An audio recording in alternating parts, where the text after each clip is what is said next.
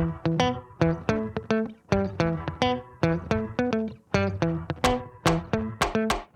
right, y'all.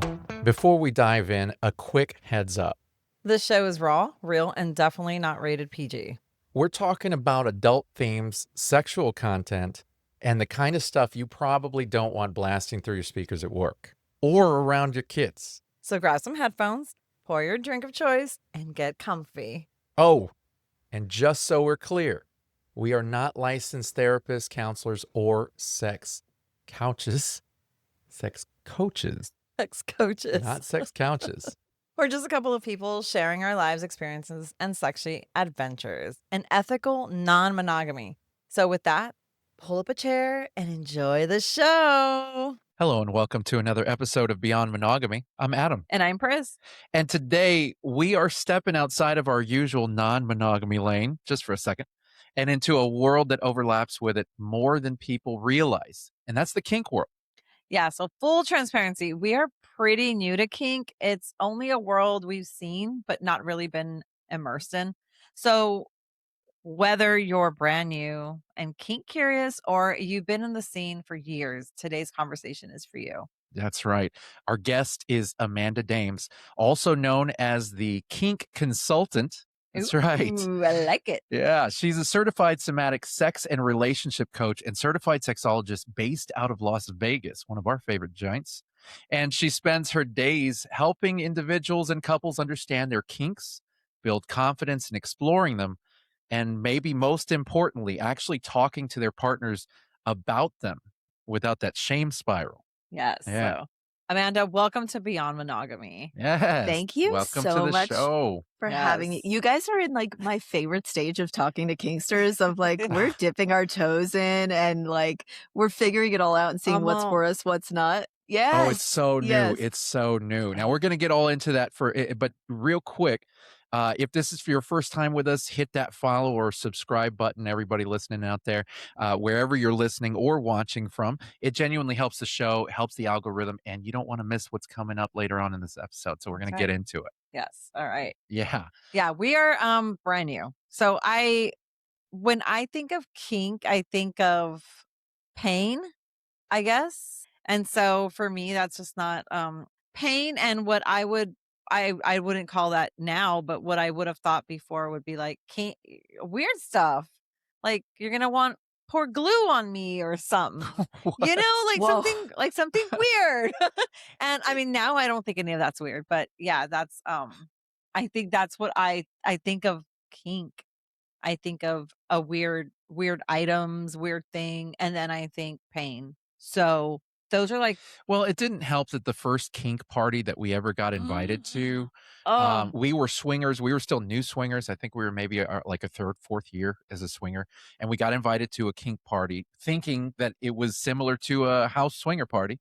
And it was certainly not. And we saw some really interesting stuff. We saw fire play. We saw somebody doing some knife play. We saw some spanking with like spatulas, like the literal kitchen spatulas. Yeah. And so from the time that we were there, that was very different from what and we for were research expecting. Purposes only, where was this party and how did you get invited? Yeah, you come on. We're not in it, but we know a lot of people. So Amanda, I'm new to you. So tell me, who are you? What you doing? How'd you get here? Yeah. Okay, so I'm going to try and like speed run the answer because I think I was born kinky. From the age of 5, I was obsessed with spanking. Not being spanked myself, but like if one of my friends was being spanked or like I heard that they were going to get in trouble, I was like quietly so excited. I was like, oh my God. And if God forbid they actually got taken and spanked and then came back, I asked them so many questions, but I realized I was the only person who cared. And that was weird. So I have been like, there was, before I knew the word kink, I just thought I was weird, you know? So I understand the interchangeable words of like weird and kink. And it took me until I was about 13 to realize, like, I knew it was weird and I knew to keep my mouth shut about it and secretly be into it. But when I was 13, I was watching some TV show late night. I grew up in Ireland. I'm American, born here, grew up in Ireland, was watching late night TV in Ireland, which is much less they show everything. You can see a penis on cable at like 10 p.m. at night, whereas Oh, wow. America is not like that. No. There was this couple, it was a documentary show, and they were both submissive and they wanted to go be dommed by a dominatrix at a dungeon. And this is like a core life memory because everything clicked into place. Like it was just like I saw things clear. I was like, oh my God, this spanking thing, this punishment obsession, it's something called kink. And my mind went logically, okay, this is about sex. And when I turn 18, I'll just go hire a dominatrix to do these things to me. And then Okay. life will be Yeah. like, Yeah. luckily a year later, like I got my first boyfriend to spank me and I was like, okay, I probably don't need to hire a dominatrix. I don't have to pay for this. However, fast forward about 10 years later, first boyfriend at 14, 10 years later, I moved to New York City. I'm 24 and I get a job as a dominatrix in a New York City dungeon. And it's not my Ooh. full-time job. Full-time, Okay. I'm working at the Wall Street Journal, like Okay. training their customer service agents. And then at night, I finish work and I like walk the 10 blocks down Manhattan to the dungeon I'm working at. Very sexy. Oh, it was sexy. It was sexy to live a double life, to be like Yeah. moonlighting as a pro-domme. I mean, if you've never had the opportunity to have a secret life, I Yeah. highly recommend you find a way to do it that is like, consensual or you feel Okay. good about it. Yeah, like go for it. Gotcha. Yeah. I've been telling her, Amanda. I tell her all the time. She doesn't listen. I'm like, go enjoy yourself. Go live your life. I think if anyone even feels a little bit like they want to be a pro-dom, you got to try it. So I was able to explore all of these sides of kink, but Mhm. I fell into that trap of, oh, I need to be a upstanding member of society. I need to focus on my career. Let me Mhm. leave the dungeon work and just focus on going up the career ladder, which was not a bad choice. Financially, it was a great choice, but like my soul, I didn't realize it was hurting. So I think I spent a full 6 years fully out of the kink, like professional space Mhm. until I was like, I need to find a way back. And I always thought about it. I was like, I'd love to go be a dom again. I'd love to maybe even just manage a dungeon. I would love to make it big in corporate America, get a bunch of money and open my own dungeon. Like I was just thinking of all these like schemes of how I would do it. And I discovered sex and relationship coaching. So I became certified.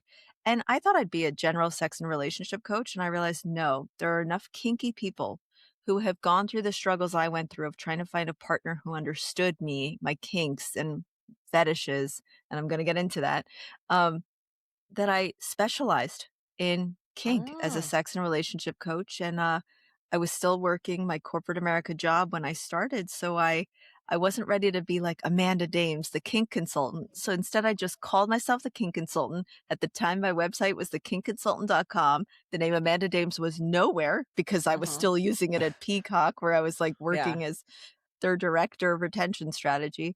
And I started to make TikTok videos about kink and it started to resonate with people. And so I would say my business started then before I was even Wow. fully out. Ah, Yeah. And That now I that's really help amazing. couples. Yeah. I love my job too. It gave me a path back to talking to people about their kinks and fetishes and how to really explore them in their own life and in their marriage as opposed to going to a dom, which I'm very pro dungeon, pro dominatrix, pro Mhm. sex work. But there are a lot of people out there who want to explore it with their partner and they don't want Yeah. to go to a dungeon. And I feel like I'm helping people carve that path for themselves. That is so first of all, that story alone, like, we talk to a lot of people on this Mhm. show, and that is a very, very specific story, and what I liked about it is that you knew you were kinky from way back when. Yeah. I always say that about, non-monogamy. I knew I was non-monogamous when I was young, but I didn't know that there was a name for it.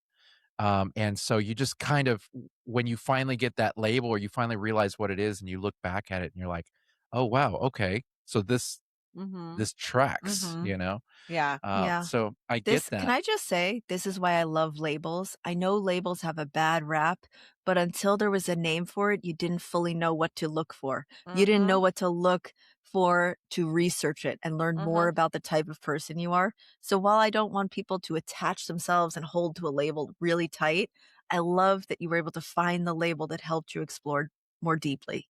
Yeah.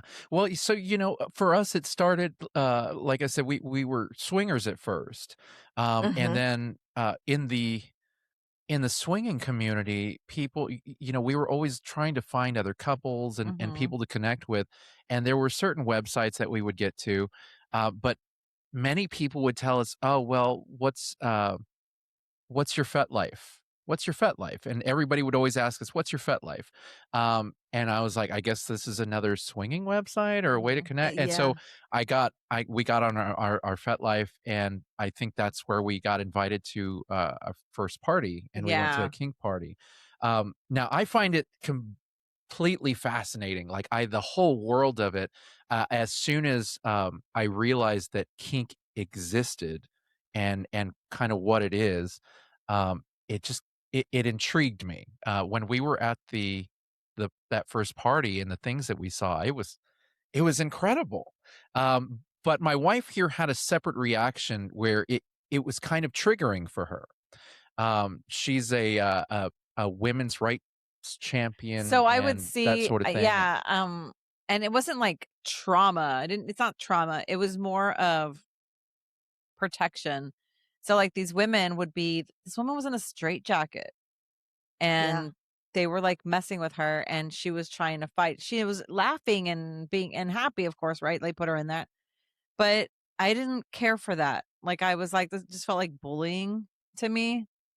And then like when someone is getting spanked like really hard, I know that they're enjoying it, but my reaction is give me the fucking paddle and let me fucking beat this guy with it. Yeah. So Yeah. it's and I'm trying to like just let it kind of just watch and just enjoy, but it's like it bores me, honestly. Like that's not something for me. Like I literally will get bored just being there. I'm like, oh, okay, This let's is a go. really common reaction. No, this Okay. is super common. So a lot of people in the swinger and poly and non-monogamy community, they're not the same thing, obviously, but Yeah. especially in the swinger community Yeah. where they throw swingers parties and kinksters show up, or there's kink nights at the swingers party. Yeah. Swingers will joke that kinksters must be asexual, right? Because it's like, what the fuck about this is sexy? How is this turning someone on? But Oh. it's a different form of intimacy, Mm. between people, and it's all happening. 90% is in their headspace. Because to your point, how is it a turn on to be hit with a paddle? How is it a turn on to be bullied while you are in a straitjacket, right? Yeah. Yeah. And it can be anti-feminist. It can be anti-masculine, quote unquote masculine, some of these acts that you're seeing. And some of it's rebellion, but also some of it is this headspace of what you're actually seeing is humiliation. And that's doing something for someone's brain. Power exchange, not being in power, but really like secretly kind of having control because you have a safe word. A lot of people enjoy the experience because they have the control behind it and it is their escape. And I understand because I have something called a fetish and I'm not asexual, but for some people, I could almost be considered asexual in a way. A fetish is something where you need to think about it to achieve arousal. And that has fetish has such a bad rap. Most people hear the word fetish and they think like freak, they're going to jail, they're doing all these illegal things, they can't help themselves except Yeah. they need to be touching feet or they're creeping on someone. All a fetish no, but tell me that's not what we all think when we hear the word fetish. Yeah. I mean, So, if you're not educated or at least understand it. Yeah. yeah, Exactly what they I think. remember realizing I thought I was kinky from the ages of 14 to 24. And then I started to do more research, even like while having this job at the dungeon. And I realized I have something called a fetish. And a fetish is a need to have, a kink is a nice to have. So, in order to achieve arousal, I need to be thinking about me getting punished, me punishing someone, getting spanked, but any type of punishment, like being put in the corner, can turn me on. I could literally get off to just a fantasy where I got in trouble and got put in the corner by my boyfriend for some reason. How non-sexual is that? Like, it's ridiculous. Like, I could come to the thought of having to write lines, like old school punishment style things. Okay. I say all of this because that's an extreme version people might not think of, but like, I'd put money on this, but we're not in person right now. If I asked you to name a fetish that you've heard of, I have a feeling you would say one specific fetish. So I'm gonna I want to write it down. I'm not gonna change my answer. Name a fetish you've heard of. You go ahead, or you want me to say? Go ahead. Well, the first one that comes to mind is foot fetish. Yeah. Bingo. Yeah. Okay. Yeah. That's the one. Everyone's heard of foot fetish before for two Yeah. reasons. One, it's becoming normalized, right? Mhm. It's made its Because way it's into a the tough zeitgeist. economy. Yeah, it's a tough economy. It's You such gotta a sell tough those economy. feet pics. Our That's freaking right. 19-year-old just said, "Mom, you should sell feet pics," and I'm I like, said, "Girl, you gotta I've been step trying into to the do cake that." and you gotta mash your feet in. Yeah, there was a Yeah, Kink yeah, episode. Yeah. It's it in is the not- zeitgeist, right? Yeah. Yeah. And there's all these theories on why people have a foot fetish, but that's only just like the most common one because I think it's actually one of the most normal ones. Like I have clients who have a balloon fetish, a makeup fetish of like a smeared lipstick fetish, like things that, and that kind of goes hand in hand with their smoking fetish. But my point is they have one thing or one thought that they need. I have a couple of clients who have enema fetishes for different reasons, and they need these things in order to orgasm. Some were born with them. Some is from trauma. There's no magic thing that all kinks come you just from like this. it. Yeah. You just like it, right? Yeah. Fetish is common and an easy one to point to because it's a very, everyone sees feet. There's nothing actually dirty about it. It's just some people don't like feet, and apparently some people love feet. But no one's going to jail because they love feet. And if they are, that's an extreme, right? That's like a paraphilia where they are putting themselves in danger to experience it.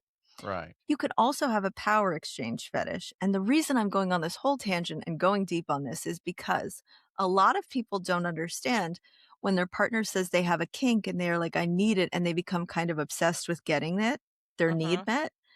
Their partner actually has a fetish. And it could be a power exchange fetish where they want that dom sub life and they need it. Whereas a kink is more, if you guys might have kinks because you're dabbling in it, and most people it's a kink. There's the percentage of people with a fetish is small, so most people it's a kink. And I think that it's fun and interesting to know there's a spectrum. There's the spectrum of like the extreme need to have in order to achieve orgasm. There's the spectrum of, oh, let's just spice it up in the bedroom. I got these cuffs. Like 15-year-olds are buying handcuffs at like Spencer's and like using them in That's their exactly sex life. that's my very first use of handcuffs were furry handcuffs from Spencer's, and I was 14 years old when I bought them. You said first use. Can you walk me through the escalation of like what was the second use of handcuffs? Oh, I think the second use was me being put Them. to be restrained. So I've never had you've that, played. So yeah. Okay. Oh yeah. Do you have any? No, I'm probably more on that spectrum between the two of us. I think. So, and I have a theory that I have a theory. No, because it sounds like when you described seeing the woman being bullied and or being spanked and you wanted to grab the paddle, justice is extremely important to you, right? Yes. And I wonder if there are fantasies that you have that that include justice. Yeah. Okay. She's talked about actually being and trying to get into that because I don't want to humiliate, but I'm all for spanking, doing, being to a the man. more powerful, being the more powerful one, the more one. dominating one. Yeah. For people who deserve it, like that need to be put in their place, or just for the sake of you getting to be in charge? Getting to be in charge. Yeah. But also the justice thing. I know this woman very well, and she likes the power dynamic. But also but the I justice, think the justice part really trumps that because guys say stupid things. I've heard that I have just started to like men again. So there's a part of me where I was like, oh God, you guys need to just go to an island. Y'all are done. We're done. But I know. She has an like OnlyFans. Earn your way. Yeah. Hold on. Earn your way off the island. That's what you wanted, right? And there's a fantasy I'm already imagining of like you being the tester of who gets to, like you being the queen in charge of like who's coming off the island. Sorry, I didn't mean to cut you off, but I was like, let's go with this fantasy. That's really the struggles that she's had with her OnlyFans, is that she's not one to placate to men. She's more of she plays almost an alpha role around a lot of men. Yeah. And so that was something that she had discussed before. Exactly. Okay. So, well, Exactly. you probably have to suffer a lot of fools, but your point is you don't suffer fools, and that's your OnlyFans like persona too. You're like, I don't suffer fools, so you're gonna Yes. hear about it. Okay. Yes. I think you were not wrong. When you think of kink, you think of pain because that's Mhm. also one end of the spectrum. That's Mhm. BDSM, Mhm. bondage, dominant submission, Yes. discipline, sadomasochism. There are Yeah. too many letters. Like there are too few letters actually. It should be like Yeah. BDDSSM. That's how the acronym should go. You're not wrong when you think of those things, but the fantasies you're imagining, that's also kink. It's playing with power, it's playing with justice, it's role playing and pulling these things in. And that's what I love about kink. It is the spectrum is so wide. It includes a lot of different things and almost anything can be kinky. So like you may be the less kinky one, but your Mhm. fantasies may be way wilder, Yeah. and Probably. more intricate. I don't know. Yeah. What do you guys Yeah. think? Probably. I mean, I am the quieter of it. Like he's the one that kind of like pushes me to like if we're talking about something. But once I get started, it's like I've just gone off the board and She just used to lead me yeah. when we first started in the swinging lifestyle. She used to kind of lead me. She was the one to go, "Oh, let's try this. Let's go over here. Let's go do this." Yeah. Um, Oh, that has changed a lot as we've gone through, and I guess we've done more research and whatnot. Mhm. Um, she's more reserved now. Yeah. Actually, her fantasies are pretty. She really Yeah. doesn't have very many. I think the one currently is a gangbang. That is your primary Yeah. fantasy. But I've always tried to kind of goad it out of her because I've always been the one who's very vocal about my fantasies and this and that. And I'm always like, "What's your fantasies?" And she's like, "Nah, I just Well, I'm I mean, chilling." when I go back to it, when it's in this, it's always the guy. Like I'm like, I always want to be like the alpha and I always want to be like the one spanking them or doing something. Um, do you ever have pegging fantasies? I do, don't want to put you on the spot. no, No. like me Okay. pegging somebody. Yeah. No, I, Have I think I don't like anal play in any That's fair. way. Yeah. Done it. But she likes the idea of fucking another woman with a Yes. strap on. Yeah. Okay. Okay. Yeah. Yeah. That works too. I was That's just an Yeah. thinking of that like, I forgot about that, but that's an Yeah. extreme turn yeah. on for you. Yeah. That's a very Oh, big turn on for me. We did forget about that one. Yeah. okay. So strapping. Yeah. Cause I was going to say, like, have you ever seen yourself like strapped before? No, Cause but I it's, had somebody use it on me, like, they were strapped and she was using it on me, and I was like, "Oh my god, that's so hot." So, yeah. No, I have sometimes not I yet. look at photos of myself strapped from years ago and I still Ooh. think they're the sexiest photos Yeah. I own because I'm there is something about society telling you men are so strong, like Yes. men have all the power. And then you're like, Yes. you put a strap on and you're like, I kind of get it, like I Yeah. see why they're so Yeah. happy with themselves because I was Yeah. happy with myself. And I just think it's a fun thing to explore. But yeah, if you've just strapping, it doesn't even have to be with men. It doesn't have to be Yeah. anal. It could be with women. That's an idea. That is a big one. Yeah. Yes. Yeah. So I swear to God, my job is not just running around encouraging people to try new kinks, being like, go on, put the strap on, you'll love it. But sometimes it is sort of like, well, let's go deeper on your fantasies, especially when I'm working with a couple where one person Mhm. is kinkier than the other. I want to make sure both people's fantasies have center stage at different points, Yeah. because I feel for the quote unquote non kinky partner when they come to me because it's like, oh, I'm just here to accommodate his kinks or vice versa. So, I was gonna Yeah. ask you. Yes. And I'm just like, normally, everyone who's listening, like, I will put the kinky person on the back burner for a second because I'm like, no, you're sorted. You know your kinks. We need to Yeah. talk to the person who's like, I don't have fantasies because Yeah. you do, Yeah. most people do. They might just be deeply buried. And I'm not Mhm. saying I have a 100% success rate with finding someone's fantasies, but I'm going to say it's like 99% of finding someone's fantasies. So I Wow. like working with, and I prioritize working with the person who says they don't have fantasies. So we're at a level playing Mm. field Mhm. and both people are having their needs met because it's just not a sustainable thing. One person to constantly be in service of the other and their Yes. desire. Yeah. And I guess Yeah. that's hard because I sometimes want to be very alpha to him and he's like, Yeah, no. I mean, Like, I have to I'm not tell him used to it, so days in I'm like, just tell me ahead of time that that's what you're going to and do. it's like, Well, that because doesn't we've been together almost 16 years, and she has always been very Yeah. submissive to me in bed. So it's like whenever you want it, however you want it, it's all you. Like whatever fantasies you have, like that's the only time that she's really submissive is in bed, Yeah. and I'm the only person that she's with. So as of lately, well, since the podcast, she's started to kind of be more open to other ideas and kind of Yeah. listening to herself and her thoughts and what she wants to explore. And she got it in her head that, hey, I think I really like to dominate men in Yeah. some way. And I said, well, Yeah. I don't know what that entails. That's a completely But different how thing do you for me. do that when the couple, like, it's a couple, okay? So, Yeah. like, Yeah. when I wanna be the one, like, I mean, I'm down it's for it, hard for me to tell him, but "Hey, I'm not into" used to it, so then I kind of fight against it. Yeah, and so we just end up switching again, and it's like, Yeah. Okay. okay. So first of all, I am a huge fan of open communication, but Yes. I have a mini hack that I like to suggest to people in this situation because it's very Okay. common, right? For switches or people who want to switch it up. Yeah.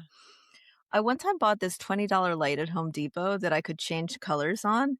And I do recommend if you are feeling more dominant, you put that light in the kitchen. And people will ask because I've done it. Like people will be like, what's this light? And you're just like, I just like pink light. So I have this light in the kitchen. Oh my god, that But made my stomach would you just like, everything I know what you're about to get to is very exciting. Go ahead. you just, well, I hope this is what you're thinking. Like you change the light on the day you want to be more dominant to give them, Yes. like start prepping the headspace. And while I firmly fall on the side of let's have open discussion, we all know sometimes you just want the illusion it just happening naturally. Do you know what I Yes. mean? So you Yes. avoid that conversation. Yeah. I would recommend please have the conversation. Maybe on the first of the month, you have the conversation of this is something I want to explore. When I'm feeling in my dominant energy, I'm going to signal to you. Yeah. And like we might have code words or something like that. And like let just know that I'd like to explore it. And that gives your partner an opportunity to see that blue light and be like, today's not the day, I'm sorry. Or Yeah. go Yeah. keep that blue light on and just like let it go into the evening when playtime happens. And I think that we sometimes overthink it because sex just happens. And sometimes a partner goes all day thinking I'm about to have sex and there's no light on or anything like that. There's just a random text and there's no like, Yeah. fuck Yeah. off, I'm not in the mood. It's just sort of like, I'm just going to turn them down in the bedroom. So I encourage more communication than less, right? Mhm. I think sometimes we overcomplicate it and just a little bit of a like, hey, I'm in the mood without saying, hey, I'm in the mood can work. Yeah. That's friggin' I genius. know. And I would have never thought of that. And that's the simplest thing in the world, and I would have never thought of that. But that's if I see a certain light, like if we've I'm already gonna talked about it, put those touchy lights I'll be like everywhere. Pavlov's dog. Yeah. You can ring that bell, girl, all day long. And because I like an aggressive woman. I dig the idea of her being dominant. I'm just not used to it, and that's what I was explaining to her. I'm like, you got to understand, you've got me conditioned to be this way. When we first got together, I was very independent. And now Yeah. I'm very codependent, and so, and that's how she's got me. And so she's got me trained a certain way where it's, oh, well, she's always been submissive in bed. And now all of a sudden it's, well, I want to dominate. And it's like, oh, okay, cool. Mhm. Let's do that. What day? What Yeah. day are we talking about? Is it a But then it's Wednesday? like the energy has to be right too. Cause do you ever Yes. just Yeah. wake up and you're not feeling dominant or you Oh. wake up and you're like, oh, I need to take charge and even your Yes. body language changes. Yes. Those types of things that's what makes kink and switching in kink slightly more complicated because you're not Mhm. playing the same role all the time and it's that Yeah. communication thing. So a lot Yeah. of my kinky clients come to me for this exact scenario. And I'm happy to share It's the light bulb funny. story because I'm I like, love try it. that, Yeah. please. Like, come Yeah. back and tell me what it is. But also, I'd love to tell you that I do have this free guide called Speaking Your Desires with Confidence because I have so many non kinky and kinky couples Yeah. and they Yeah. need to navigate this conversation from zero. I mean, you two are very open. You've explored non monogamy and you've lived it. But if you are 5 years into a relationship and one of you is like, oh no, I'm kinky and this is not going away and I need to talk about it, my worksheet is designed for couples to go through together.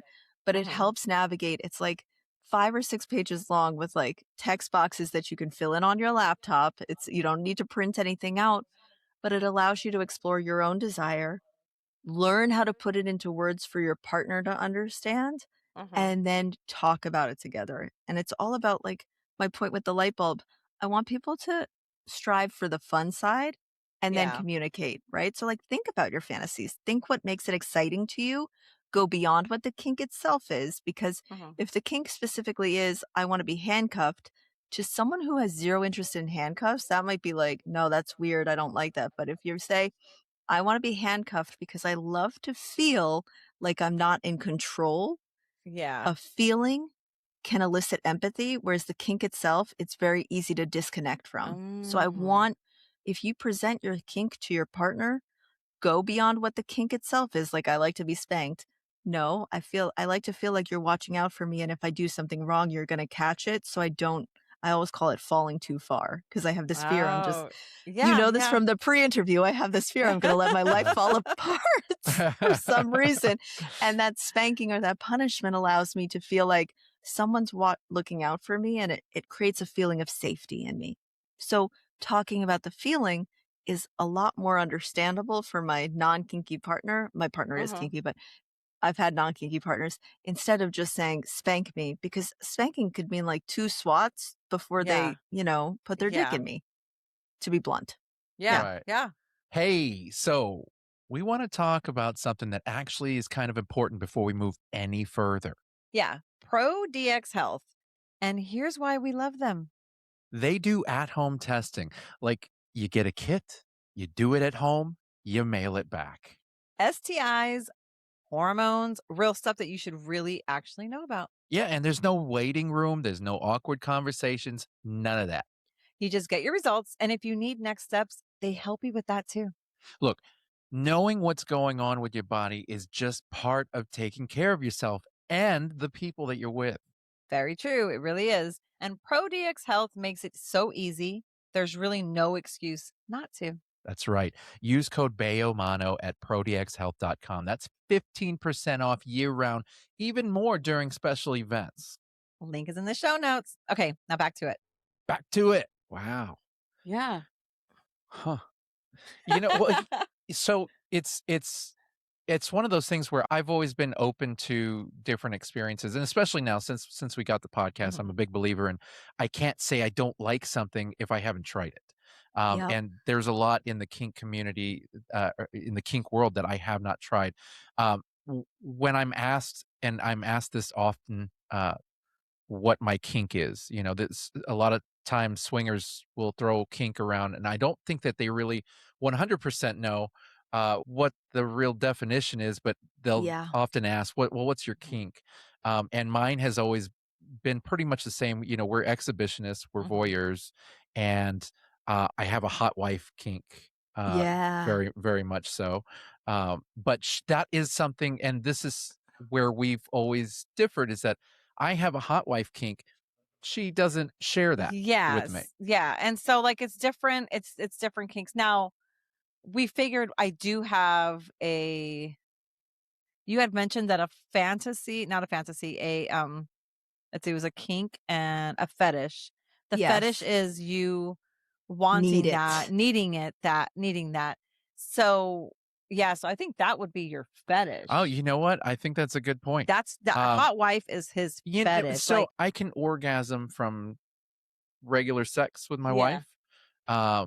Just her and I one-on-one, but oftentimes, if she wants to get me there quick, or anything like that, talk about me and somebody else. Yeah, I mean, pretty much, and boy, that'll get me going like quick. Oh, and I would like to point out that that's an amazing way to explore it. A fetish doesn't always have to actually happen. You could be running your partner.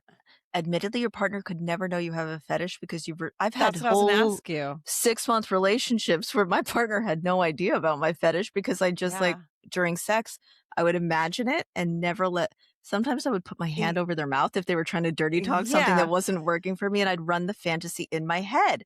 And not enough people realize you can do that and it's not cheating. What is that called? Is it compartmentalize? Compartmentalize. You're compartmentalizing I can totally do that.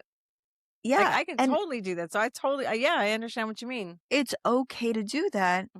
For example, but I really do encourage people, like, if that's not your kink, but you can dirty Yeah. talk about it, like, you're Yes. making your partner's fucking night Yeah. by, like, Yeah. playing that. That I can do. Yes. Especially if, well, what's interesting is you're non-monogamous, voyeurs, exhibitionists. If you don't mind me asking, what is it about hot wifing that is not for you? Like, is it And the it's not, no, compersion and in acting. What he means is what I don't share the same kink as. I don't like him to go and play with somebody and then come back and tell me about it. Yeah. He likes Got me to it. tell him about it, and Yeah. I love to You'll tell do him. that. I'll love to do that. Yeah, it's the I don't need to know about yours, like what you did. Yeah. Now, I will switch this up a little bit. I like him to tell me how his experience was, only if he's inside me and only if I have asked him. So like, and then I'll be like, okay, well, who is better? Tell me who's better, things Okay. like that. So that's the more dominant part that I will do with him after he's like, that's the only part of like hot play or whatever that's called that I like. Yeah, because, okay, first of Hot all, play. strong boundaries. You Yeah. know what you are and are not okay with, and you are sticking to that. So, like, I try and celebrate that whenever I can so people see what healthy boundaries look like. That was a Yes, healthy boundary. yes. Well done. And yes, I would call that hot husbanding because your husbanding. actual limit is Yeah. you don't want to hear about him hot husbanding and going off with someone else. You are not going to actually find a lot of enjoyment in hearing the story unless you ask for it yourself to hear it. Exactly. I like that. In non-monogamous relationships I've explored, the jealousy aspect turned me on. So I was almost, I guess, a cuck queen. Like, if they went off and like had sex with someone else, I became extremely jealous. And I found out for me that can't be part of a healthy relationship for me because my jealousy takes over. And that's why I'm monogamous, but completely celebrate non-monogamy because I've seen how it can be fun and exciting. It's just not my relationship type that works for me. And once again, that's like my soapbox thing of like, no matter what relationship type you're choosing for yourself, that's because it's your choice. And I am so sick of people tearing down each other's relationship choices. You guys don't do that, but like the amount of times I even see on social media, maybe I'm too chronically online, but monogamous people hating on people not even affecting them living their non-monogamous life and vice versa. It's like we're allowed to have our relationship. You see it bump heads constantly. What's funny is that when it comes to the hot wifing, for me, I get the jealousy thing, and it spurs a jealousy, but not a bad jealousy. It almost it makes me jealous to the point to where I tell her, hey, okay, so now you come back to me because however good of an experience you had, I'm going to make sure it's better. Yeah. I Like, love it. I'm going to outdo whoever you've just had a great experience with. And we're going to talk about what they did right. And then I'm going to show you that I can do it better. Yeah. So that's so I do like it, but I don't. So like I'm very jealous. I'm a very jealous person. And he knows I'm a jealous person. And I'm a very territorial person. So that's it's very hard. It's very hard for me to. So why are we non-monogamous? Yeah. I like to live on the edge. I get that too. Yeah. That's why I like pain and the life I've chosen. Can I ask, would you consider that reclamation like you're reclaiming your partner? Yeah. Okay, so you enjoy reclamation sex and that intimacy adds to the experience for you both. Yeah. Absolutely explosive. And we figured that if we have really good sex and before he goes and meets with somebody, that's me putting in his head, hey, this is the best you're ever gonna have. Like, you're gonna go fuck whoever you want, but right here, this is the which we found was a big turn on. A big turn on for her. Yeah. So it was almost like you have some reclaiming was my thing and pre-claiming was her thing because she got off to that. Yeah. I am obsessed with the cyclical nature of you guys' sex life. Like like we have the pre-claiming, the non-monogamy, the reclaiming, and just the continuous, like, you're feeding off each other, and that just keeps the momentum going. That sounds Yeah. hot as fuck. No, I've never had this specific conversation about people's like the pre-claim and the reclaim and how that Yeah. works for both of you. Yeah. Yeah. Oh, We just realized it's that. really, yeah, that really just came up because we started exploring friends with benefits individually. So that sent me off to an excursion with somebody without her there. Yeah. And so this was really the first time that she had to do that since we were poly. We were poly like for 5 years a while back. Um, and so this was really the first time that I had Mhm. gone off without her. And this is how she handled it. She was like, "Okay, this is what we're doing." I was like a little skunk. Yeah. And He and was she my was friend. and she was dominating. Worth saying, Yeah. she was Yeah, dominating I really during was. that. Yeah. And it was very hot. It was very hot. I I- liked It it. was. It is really hot. I understand it. Like, and that's another thing I love about kink and fantasy. Like, I don't have to live this life, but I can fantasize it. I can Yeah. fantasize, like, and I do have fantasies of my partner sleeping with someone else and me being extremely jealous because I Yeah. like to play with the jealousy aspect. It's the reality of jealousy that doesn't work for me. Yeah. It doesn't Yeah. add to my Mhm. experience at all. Yeah. See, I'm not outside of what I feel that brings me to that sexual dynamic. I'm not a jealous person. Mhm. So I don't really experience that kind of jealousy. She can go talk to whoever she wants, and I don't feel any kind of issue with it. Yeah. When it comes to sexually, I'm like, oh man, I have like true compersion. I'm like, man, I hope she has a great experience. But also, it spurns this little bit in me that I'm like, I'm gonna fuck the hell out of her after this is all done, Yeah. and she's gonna remember my experience more so than that person. You know what I mean? I love Um, that. yeah, It's because otherwise I'm not really jealous. Yeah. I feel that you're hyper aware of where you are jealous and you're like, this is the one point I'm jealous in and then nothing Yeah. outside of that.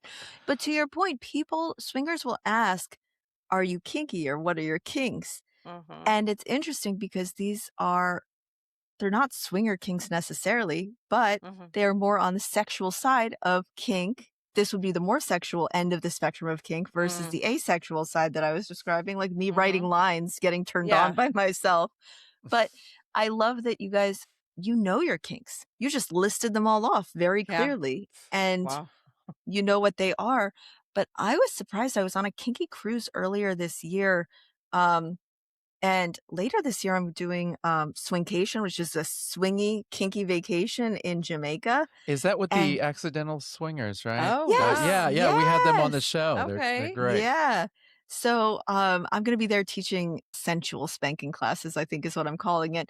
And fantasy mapping, the way I just talked to you about how you are mapping your Yeah. fantasy. Or, I was like, oh, I'm sensing interest in justice, Yeah. working with people to do that for themselves, because that's like my favorite workshop to do. I bring people on stage and like we map their fantasy together.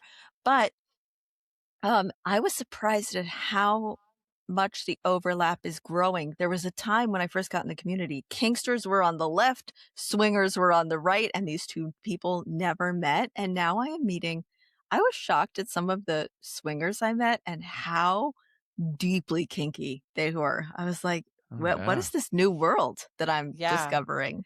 Well, Yeah. I'm not gonna lie. I didn't even really know BDSM and kink stuff intertwined in the lifestyle for a long time, especially BDSM. Like I did not even Yeah, know about we that. went to a hotel takeover and they had different rooms, themed rooms, and there was electroshock play, Electroshock. and then there was a St. Andrew's Cross in another Yeah. one. You got Mhm. flogged I got on that one. flogged. And that's really it's events like that that we've attended that kind of got us to step in the door a little bit and go, "Ooh, okay, what's happening here?" Yeah.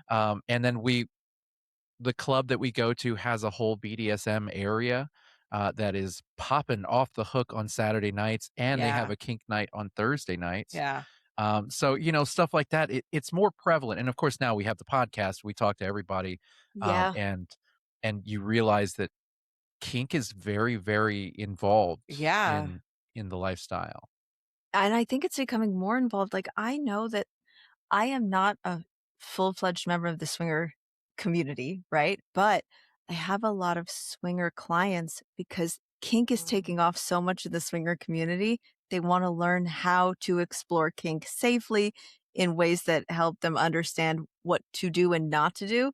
So I've learned a ton about the swinger community from swinger clients coming to me and being like, I want to learn to dom, I want to learn to vlog, I want to learn to do these things, just to be more integrated in that aspect and that side of the lifestyle that wasn't as overlapping 10 years ago. Like, even if you talk to That's true. the swingcation people, the accidental swingers, they, I think, also realized that 10 years ago, it wasn't one and the same. And they are doing active work to bring the communities together in more places than Yeah. just the local clubs, Yeah. which I love. Yeah. You know, it's fascinating that that the kink community is associated with non-monogamy, because I tried to explain that to somebody once where it's like, yeah, all three communities are under the umbrella of non-monogamy, but not all kinksters are non-monogamous. Yeah. And Yeah. not all swingers are kinksters. And I've noticed that's where when we go to the club is where I see more of the spanking and and like we'll be having sex Or and I'm like, oh my shibari. God, she's getting her Oh, ass like yeah. spanked. And I'm like, oh, so I yeah, find it fascinating. Yeah. And I've had people come up to me at like the swinger vacation who think I'm in a lot of pain and that my boyfriend is spanking me wrong. And I'm like, no, this is what I'm going to think of tonight. And to that point, when I used to be a dominatrix, I figured out that when I thought I was going just a little too far, and I always played with safe words. If they use their safe words, I didn't go Yeah. beyond it. But I would think like, oh, I took them too far. They might even think, oh, I'm on the verge of a safe word. And the following week, they'd come back and they'd be like, I kept thinking about that thing you did. And it was the thing we were both like, oh, this is too far. Yeah. But Yeah. their excitement lived in what was too far, you know? And then that Yeah. we may not even go back there, but knowing that I could go back there excited them, the fear of it. So I think like when we're watching these things, we don't understand what turns people on and what's going through their head, because I've even been at parties, spanking parties. I go to tons of them and I see someone in a scene and sometimes I'm like, should I intervene? And I have to remind myself, this is their scene. They both have safe words. These are grown ass humans. They're in their like 50s or 60s. I think that they can handle themselves and it's not my place, but like you want to save people. You want to make sure they're okay. That's the empathy in us being like, is this actually okay? And for them, it is. Yeah. I love that. That's great. You know, I have a few questions here that are very BDSM specific, that I was hoping to ask, on behalf of our listeners that are maybe Sure. like us and are wanting to know a bit more. Can you break down the dom sub dynamic for someone Yeah. who's Cause I don't, only ever seen them in movies or yeah. books? Because that's Oh, we don't good. really know too much about that.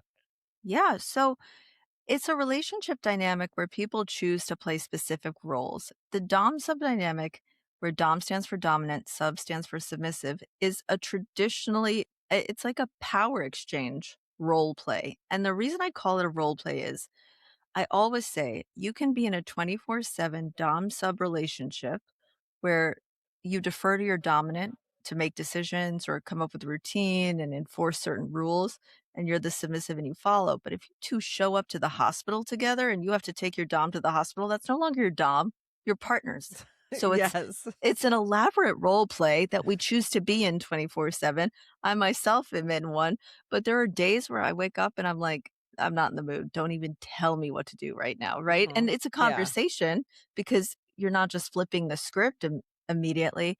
But my point is, Dom sub dynamics are huge role plays. And yes, you can live by it 24/7, never take a day off. But at the end of the day, you have to remember you are still a human with rights, and divorce can happen if you guys are married. Real life happens and these relationships can end. So it's still a role play.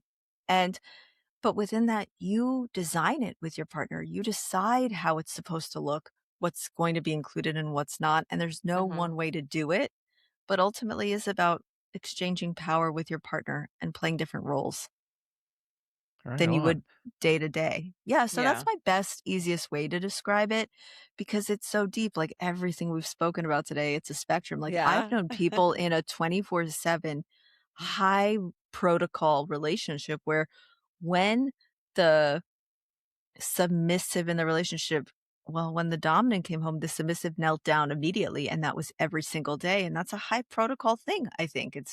Yeah. It's Yeah. not like I don't do that in my relationship, and Yeah. you have to ask everyone, "Well, what does that mean to you? What does that look like for you?" But high Yeah. level, what I said is I think is applicable across the board. It's just how deep people go within that role play. Mhm. Totally. Well, so when it comes to the finished scene, what's aftercare? Like, what is it? Yeah. Why does it matter so much, really? Okay, so I love that question. When you go, I even think sometimes during sex, being penetrated can be quite an invasive experience. And you Yes. are letting someone, you've been vulnerable with someone in a way that even being dominant can be quite vulnerable because you're testing the waters. They could laugh in your face if you give them a command or tell them to do something. Mhm. It's vulnerable to try and take control because you don't know how it's going to go. And after that type of interaction, that exchange of energy, that presence and vulnerability, you want to sort of close the vulnerability gap. Like you open your body up to someone, you want to close it gently and make sure Mhm. everything goes back the way it was supposed to go as gently and safely as possible. In cases where there's impact play or even just energy exchange, we can have a rush of endorphins. Mhm. We can almost experience a high that we call subspace. There's a dom version of that called flow, where the Mhm. dom is just in that I'm in charge and they're running off the energy of being in charge. Coming down from that elevated mental, emotional, heightened state can feel Mm. like a major crash because really you're coming Mhm. down to baseline, but you've been so high, you feel like you just fell down to earth and it hurts almost, at least emotionally. So aftercare is that moment where you reconnect. Feel like we are meeting as one. We are both out of our roles. You can do aftercare still in your role, but it's how can I be here for you to soften the fall? What do you need? And Mhm. both partners should do that. Obviously, the sub or the person playing the bottom role, the person having things done to them, should get that care first because they are in the Mhm. more vulnerable state. But the Yes. Dom then should also get it. And aftercare is different from feedback. So you bring each other down to your like level foundational state. Sometimes that even doesn't happen until the next day. But then the step after that is how did that feel? What felt good? What could we do again next time? How could it be improved? What should we never do again? Mhm. You check in with each other and you learn from it. So aftercare and feedback are separate, but they're both very important parts of what happens after play. And what people want as aftercare can look different. Some people want Mm. soda, they want chocolate. Um, I need attention. I want to feel like I wasn't used. So I actually say, negotiate the aftercare you need beforehand so that you make Mhm. sure you get what you need. And my aftercare is I need you to text me the next day. And if I've actually said I can't play with you, if someone says, well, I have a heavy business, like I have a heavy meeting day tomorrow, I can't really text them, like then I can't play with you because I will feel shit about myself and I will feel used. Gotcha. So know what you want and don't be afraid to ask for it. And if you're feeling uncomfortable asking for it, check in with yourself. Do you feel Yeah. uncomfortable because you generally don't feel good about holding your own boundaries? Or does this person make you feel not valid enough to need Mm. what you need? In which Mhm. case you probably shouldn't be playing with them. So it's a great exercise to advocate for your aftercare needs before you start playing to make sure you two are on the same page. I like that. I mean, I never thought about aftercare even after any type of penetration. Like that's really or any type of play. I mean, That's would cuddling be considered? I mean, that be kind of or like it'd be aftercare, whatever I they think. It want. Like, could. Yeah, it yeah. could if they want it, but, Yeah. there are people who don't wanna cuddle after sex, and I Yeah. respect that boundary, and that's why I say talk about it beforehand. If you're gonna oh my gosh, I can't even imagine being in a one I night don't think stand and anybody's yeah. ever asked that, like, like what do you want? What's your aftercare look like? It's a really good freaking question. And that's funny because you always told me Mm. that I'm not allowed to cuddle with anybody. Mm. Yeah. Ooh, sorry. Okay, another strong boundary, right? It's like, I can't Yes. have you do this. I hope that someone asks you in advance about the aftercare they need because you're not allowed cuddle, right?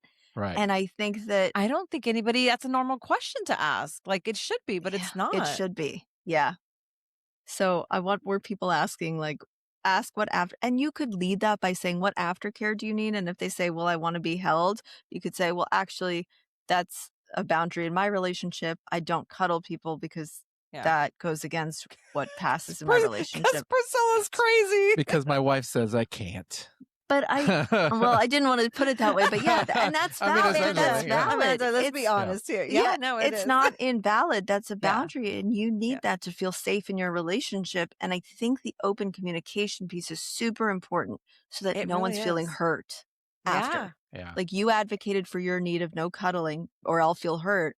Yeah. And other people need to advocate for their need of, hey, I need cuddle. Like, for example, if you weren't allowed to text me the next day, because Priscilla won't, Pris won't let you, I'd be like, I really respect that, but I can't play with you then because I'm just going to feel used.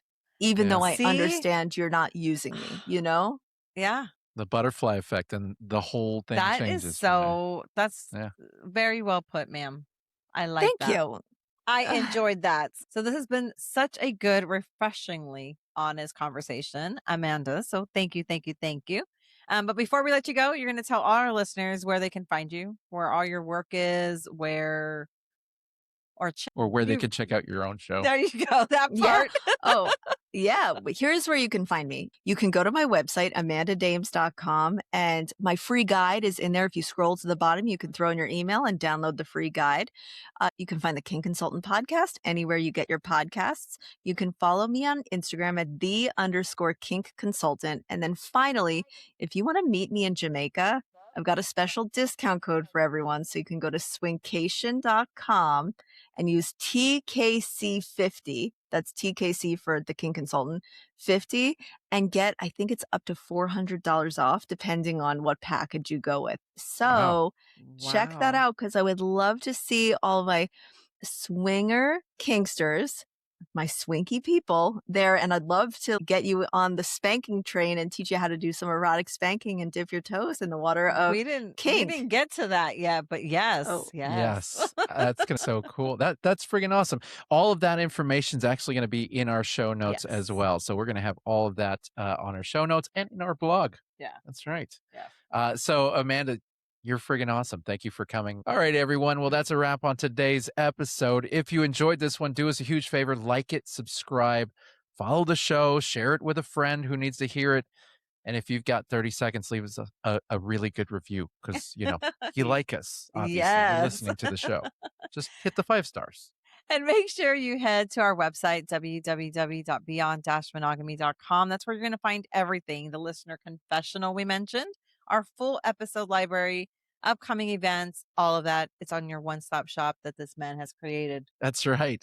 And speaking of upcoming events, we'll be at, well, as of lately, this is the one that we're going to be at for sure. Yes. We'll be at Crazy Winter Nights in Kansas City, February 19th through the 21st of 2027. Head to crazycasbah.com to grab your tickets. You can find that on the show notes, and use our code BAYOMANO at checkout for a discount. Yes. You can also catch us live on streaming radio. We're on Full Swap Radio every Thursday at 2 p.m. and 7 p.m. Central. So head to fullswapradio.com to tune in. That's right. And here's something brand new. In just a few weeks, we're launching our own live show Thursday evening, 7 to 8 p.m. Central Time. That's right. On our own platform. You'll be able to find it through beyond-monogamy.com. You'll be able to pull it up, sit down, join us in a nice live conversation with me and Pris, plus all the other listeners hanging out in the room. No pressure, no big production, just a fun chat with real-time interaction. Yeah, so follow our socials so you don't miss the launch. We'll be announcing start dates very soon. Yes, and with that, we thank you all for joining us for another episode, and we will see you guys next week. Bye.